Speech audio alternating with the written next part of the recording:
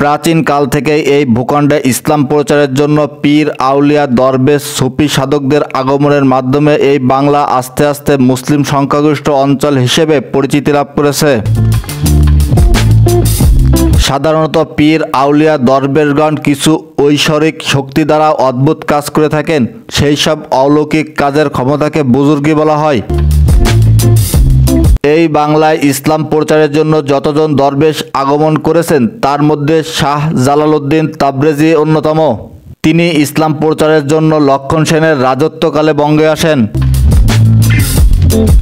Shah Jalaluddin তাবরেজি একজন প্রসিদ্ধ বুজুর্গ ছিলেন। তিনি ঐশ্বরিক শক্তি দ্বারা অদ্ভুত কার্য সম্পাদন করতে পারতেন।